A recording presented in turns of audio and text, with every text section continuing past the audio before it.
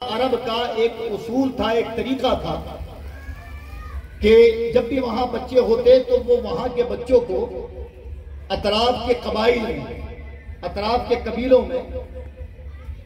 پرورش کے لیے چھوڑتے، اور اس کی وجہ یہ تھی کہ ایک تو مکہ کے ارد گرد جو چھوٹے موٹے قبیلے اور گاؤں تھے وہاں کے لوگ عربی بڑی فصاحت والی بولتے تھے، یعنی عربی زبان میں بڑی مہارت حاصل تھی۔ اور پھر آپ نے دیکھا ہے کہ گاؤں اور دیہاتوں میں ہوا جو ہے وہ تازی ہوتی ہے، کھلا موسم ہوتا ہے، تو یہ تمام تقاضوں کے تحت کہ عربی زبان میں مہارت ہو جائے اور بچہ اچھی ہوا میں اگر اپنا بچپنا گزارے تو بیماریوں سے، وباؤں سے وہ محفوظ رہے گا۔ تو گویا یہ طریقہ تھا، یہ رواج تھا اہل عرب کا۔ جب نبی کی ولادت ہوئی تو اس وقت الگ الگ قبائل کے لوگ مکہ آئے، اسی درمیان قبیلہ سعد جو مکہ سے قریب تھا، قبیلہ سعد میں قحط تھا اس وقت، اور قحط کہتے ہیں بھوکمری کو، کہ وہاں کے لوگ بھوکمری کے شکار تھے اور اتنے پریشان تھے کہ حضرت حلیمہ بیان کرتی ہیں کہ میرے بچے دن دن بھر اور رات رات بھر بھوک کی وجہ سے رویا کرتے تھے۔ ہمارے پاس ایک اونٹنی تھی، اس سے بھی دودھ نہیں آتا تھا، میری چھاتی میں بھی دودھ کا ایک قطرہ موجود نہ تھا، یعنی بڑی غربت اور بھوکمری کی زندگی ہم جی رہے تھے۔ پھر ہمارے قبیلے کے لوگوں نے مشورہ کیا کہ چلیں مکہ چلتے ہیں، وہاں سے روسا یعنی رئیسوں کے بچوں کو لائیں گے اور ان کی خدمت کریں گے تو اس پر ہمیں کچھ اجرت ملے گی۔ جب یہ فیصلہ ہوا تو اس میں حضرت حلیمہ بھی تھی۔ آپ نے پہلے تو یہ سوچا کہ ان کے پاس تو ایسے جانور ہیں بھی کہ یہ اس پر سوار ہو کر مکہ جا سکتے ہیں، لیکن میرے پاس جو جانور ہے وہ اتنا لاغر ہو چکا ہے کہ اگر میں قافلے والوں کے ساتھ جاؤں گی تو قافلے والے مجھ سے پریشان ہو جائیں گے۔ آپ نے پہلے تو منع کر دیا، لیکن جب گھر میں بچوں کی بھوک کو دیکھا تو پھر آپ پلٹ کر آئیں اور کہا کہ ٹھیک ہے ہم بھی تمہارے ساتھ مکہ چلیں گے۔ اب حضرات یہ قافلہ قبیلہ سعد سے چلا مکہ کی جانب۔ حضرت حارث حضرت حلیمہ کے شوہر ہیں، یہ بھی آپ کے ساتھ ہو گئے، اور قبیلے کے لوگ ہیں۔ جب یہ مکہ پہنچے تو ان کی سواری چونکہ لاغر ہونے کی وجہ سے قبیلے سے پیچھے رہ جاتی، اور جب یہ مکہ پہنچے تو تمام لوگ مکہ پہنچ چکے، آخر میں یہ مکہ پہنچے۔ اور پھر جب بچوں کے کفالت کے لینے کی باری آئی تو حال یہ ہوا کہ سب نے الگ الگ گھروں سے بچوں کو طلب کر لیا، انہیں بچے مل گئے، لیکن حضرت حلیمہ کو کوئی بچہ نہ ملا۔ حضرت حلیمہ کئی ایک دروازوں پر گئی لیکن سب نے منع کر دیا۔ حضرت حلیمہ جب لوٹی تو آپ کو آپ کی ساتھی عورت نے بتایا کہ سنو حلیمہ، اب مکہ میں کوئی نومولود بچہ تو نہیں ہے، لیکن ہاں اگر تمہیں بچہ چاہیے اور تم خالی نہیں جانا چاہتی ہو تو ایک بچہ تو ہے، لیکن یاد رکھو کہ وہ بچہ یتیم ہے۔ حضرت حلیمہ نے جب یہ سنا تو تھوڑی دیر تو آپ کے دل میں ملال پیدا ہوا کہ یتیم ہے تو پھر کیا ملے گا، لیکن ان عورتوں کو کیا معلوم کہ جنہیں بظاہر یہ یتیم کہہ رہی ہیں، صبح و قیامت تک یتیموں کی کفالت کی تعلیم اگر دنیا پائے گی تو اسی در یتیم کے صدقے، اسی امام الانبیاء کے صدقے، نہ جانے کتنوں کے والی یہ بنیں گے۔ تو حضرت حلیمہ کا ایک قول تو یہ ہے، اور دوسرا قول یہ بیان کیا جاتا ہے کہ حضرت حلیمہ حضرت عبد المطلب کے پاس گئی اور ان سے کہا کہ اس غرض سے میں آئی ہوں۔ تو عبد المطلب نے کہا کہ ہاں میرا پوتا ہے اور میں چاہتا ہوں کہ اسے کھلی آب و ہوا میں رکھا جائے، اور اس کے والد کا سایہ سر سے اٹھ چکا ہے، اگر تم بہتر سمجھو تو انہیں اپنی کفالت میں لے لو۔ تو حضرت حلیمہ نے اپنے شوہر سے مشورہ کیا، اور جب شوہر نے کہا کہ وہ یتیم ہیں تو پھر بھلا ہمیں کیا انعام ملے، تو حضرات محترم حلیمہ نے کہا کہ وہ یتیم تو ضرور ہیں، لیکن سنیں میں نے ان کی تعریف سنی ہے کہ جب وہ پیدا ہوئے تو کئی ایک معاملے ایسے آئے جس سے عقل انسانی حیران ہے۔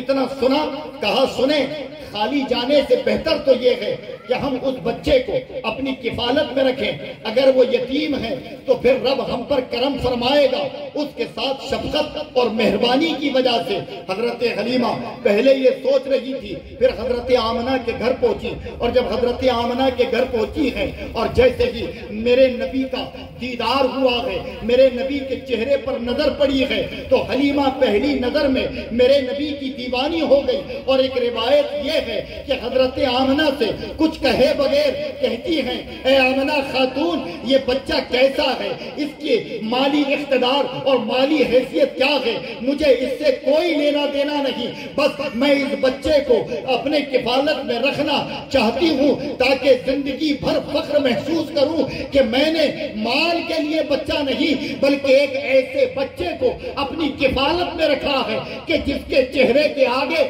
چاند بھی پھیکا پڑ جاتا ہے، جس کے چہرے کے آگے سورج کی شعائیں بھی مدھم ہو جاتی ہیں۔ حضرت حلیمہ کہتی ہیں کہ آمنہ مجھے نہ بتاؤ، بس اپنا بچہ مجھے عطا کر دو۔ حضرت آمنہ نے بچہ عطا کر دیا تو آپ نے جیسے ہی میرے نبی کو گود میں لیا، حضرات اس سے پہلے آپ کی چھاتی میں دودھ نہیں تھا، لیکن نبی گود میں آئے اور آپ کی چھاتی میں رب نے دودھ عطا کر دیا۔ حضرت حلیمہ نے نبی کو لیا اور لینے کے بعد جب اپنا دودھ پلایا تو دائیں جانب کا دودھ میرے آقا نے سیر شکم ہو کر پی لیا، لیکن بائیں جانب میرے آقا اپنا منہ نہیں لگاتے۔ آپ نے کوششیں کی تب بھی آپ دودھ نہیں پیتے۔ حضرت حلیمہ اس وقت نہیں سمجھ پائی، لیکن جب ہم نے واقعات دیکھے تو پتہ یہ چلا کہ نبی پیدا ہوتے ہی نبی تھے، 40 سال کے بعد نبی نہیں ہوئے، اس لیے کہ ایام رضاعت میں دودھ پینے کے زمانے میں میرے نبی بتا رہے ہیں کہ مجھے عدل کے لیے بھیجا گیا ہے، اور نبی کو یہ معلوم تھا کہ ایک جانب کا حصہ میرا ہے اور دوسری جانب کا حصہ میرے رضائی بھائی کا ہے، تو اس کا حصہ وہ پیے گا اور میرا حصہ میں پیوں گا۔ گویا نبی نے اس وقت ایک جانب دودھ پیا، دوسری جانب کا نہ پیا، اور دنیا کو یہ بتا دیا کہ عدل میں نے 40 سال کے بعد قائم نہیں کیا، بلکہ دنیا میں آتے سے میں نے عدل و انصاف کی دعوت دی ہے۔ حضرات حضرت حلیمہ لے کر حارث کے پاس، اپنے شوہر کے پاس نبی پاک صلی اللہ تعالیٰ علیہ وسلم کو لے کر آ گئی، اور جب لے کر آئی تو آپ نے دیکھا کہ وہ لاغر اونٹنی جس سے آپ قبیلہ سعد سے چلی اور مکہ پہنچی تھی کہ وہ کئی ایک جگہ بیٹھی لاغر ہو گئی تھی، لیکن جب حضرت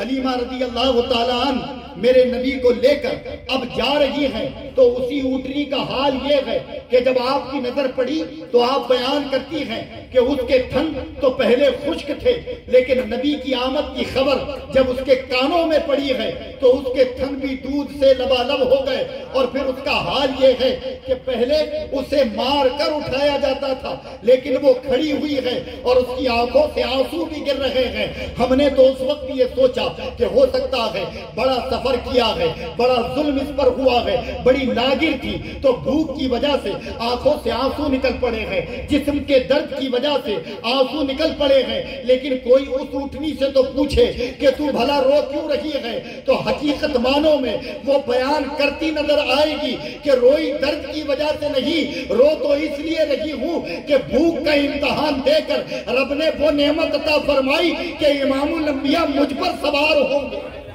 حضرات اب وہ اونٹنی پر جب حضرت حارث اور حلیمہ سعدیہ میرے نبی کو لے کر جب سوار ہوئی تو اس اونٹنی کی چال کا حال یہ تھا کہ ایک وقت وہ کچھ چلتی اور بیٹھ جاتی، لیکن جب وہ اونٹنی چلتی ہے اور قافلے والوں کو پیچھے چھوڑتی چلی جاتی ہے تو حلیمہ سعدیہ کی ساتھی عورتیں کہتی ہیں کہ حلیمہ کیا یہ وہی اونٹنی ہے جسے تم لے کر آئی تھی؟ حلیمہ فرماتی ہاں ہاں یہ وہی اونٹنی ہے۔ تو کہا پھر اسے پر لگ گئے ہیں کہ یہ چل نہیں رہی ہے، یہ تو اڑ رہی ہے کہ اپنے سے طاقتور اور تندرست اونٹنیوں کو یہ پیچھے چھوڑتی چلی جا رہی ہے۔ حضرت حلیمہ فرماتی ہیں اس میں میرا یا اونٹنی کا کمال نہیں ہے، بلکہ دیکھو تو کہ میری گود میں ہے کون، یہ سردار قریش عبد المطلب کے پوتے کی برکت ہے کہ جب سے یہ ہمارے پاس آئے ہیں رب نے ہم پر رحم و کرم کی بارشیں نازل فرما دی۔ حضرات وہ اونٹنی سب سے آگے چلی، اور پھر یہی نہیں، مکہ سے لے کر قبیلہ سعد پہنچنے تک جتنے راستوں سے وہ سواری گزری ہے، آپ کے ساتھی بیان کرتے ہیں جو قافلے والے تھے، وہ کہتے ہیں کہ سواری آگے چلتی اور جب اس کی ہوائیں ہم پر پڑتی تو وہ مشک و عنبر سے زیادہ مہک والی ہوتی۔ ہم حلیمہ سے پوچھتے کہ اے حلیمہ کیا تم نے کوئی خوشبو کا اہتمام کیا ہے؟ تو وہ جواب دیتی ہیں کہ میں نے کوئی خوشبو کا اہتمام نہیں کیا، یہ سردار قریش عبد المطلب کے پوتے کی برکت ہے کہ یہ جب سے میری گود میں ہے بس جس راستے میں گزرتی ہوں وہ راستہ مہکتا چلا جاتا ہے، خوشبو سے معطر ہوتا ہے۔ اعلیٰ حضرت نے تبھی کہا تھا، ڈاک دہلوی نے تو اسے غزل کا مطلع لکھا تھا، لیکن جب امام عشق و محبت کے پاس آیا تو انہوں نے سیرت کے اسی واقعے کو دیکھا اور کہا ان کی مہک نے دل کے غنچے کھلا دیے ہیں، جس راہ چل دیے ہیں کوچے بسا دیے ہیں۔ حضرات گرامی اب میرے آقا کی سواری چلی، قبیلہ سعد پہنچی۔ یہ قبیلہ سعد قحط کا شکار تھا، سوکھا پڑا ہوا تھا، لیکن جب میرے نبی کی سواری پہنچی تو ایک روایت تو یہ ہے کہ موسلا دھار بارش ہوئی، اور اتنی بارش ہوئی کہ ہر طرف ہریالی ہی ہریالی۔ اور پھر میرے آقا کے تعلق سے دوسری روایت یہ ہے کہ آپ جیسے ہی قبیلہ سعد پہنچے تو آپ کی سواری پہنچتے ہی وہاں کا ہر ایک ایک گھر خوشبو سے معطر ہو گیا۔ وہ لوگ خود تعجب کرتے کہ ہم اپنے گھر کو چھوڑ گئے تھے لیکن جب آئے ہیں تو در و دیوار مہک رہے ہیں، خوشبوئیں دیواروں سے پھوٹ رہی ہیں، آخر وجہ کیا ہے؟ حضرات میرے آقا کی جب تشریف آوری سعد قبیلے میں ہو گئی تو وہ قبیلہ سعد جو پریشانیوں اور ظلم اور زیادتیوں کا شکار تھا اب وہ ایک بڑا مہربان علاقہ بن گیا، ہر طرف ہریالی ہے، خوشحالی ہے، فضاؤں میں خوشبو ہے، اور حضرت حلیمہ کا گھر ایک شفا خانے کی شکل میں تبدیل ہو گیا۔ اس لیے کہ وہ قافلے والوں نے جو برکتیں دیکھی تھی تو ان کا حال یہ ہو گیا کہ وہ نبی کریم صلی اللہ تعالیٰ علیہ وسلم کے ان جلووں کو دیکھ کر اپنے بیماروں کو حضرت حلیمہ کے گھر لاتے اور کہتے کہ لو اس بچے کو دیکھ لو، رب تمہیں صحت عطا فرما دے گا۔ بوڑھے بیمار بچوں اس بچے کو دیکھتے رب صحت یابی عطا فرماتا۔ ایک روایت میں تو یوں بھی بیان کیا گیا ہے کہ جب بھیڑ لگنے لگی تو حضرت حلیمہ کی دیواروں سے بیمار اپنے آپ کو مس کراتے تو رب کائنات انہیں صحت یابی عطا فرما دیتا۔ اور پھر حضرات جب یہ حالات حد سے زیادہ بگڑ گئے کہ لوگ اتنی بھیڑ میں جمع ہونے لگے کہ صرف قبیلہ سعد نہیں بلکہ اطراف کے لوگ بھی آپ کی زیارت کے لیے آنے لگے، کوئی پانی آپ کے جسم سے لگاتا، کوئی کپڑا آپ کے جسم سے لگاتا، کوئی کسی سامان کو آپ کے جسم سے مس کرتا اور وہ استعمال کرتا جس نیت سے بھی، تو رب کائنات اس میں کامیابی عطا فرما دیتا۔ تو حضرت حلیمہ نے دیکھا کہ لوگ بڑی کثرت میں آتے ہیں تو آپ نے اپنے گھر کے سامنے ایک گڑھا کھود دیا، حوض، ایک حوض کھود دی، اور حوض کھودنے کے بعد نبی پاک کے دونوں پیروں کو آپ نے اس حوض میں ڈبا دیے اور ڈبو کر نکال دیا، اور سعد قبیلے میں اعلان کر دیا کہ اے قبیلہ سعد کے لوگوں، اب جس کو بھی محمد کا دھوبن چاہیے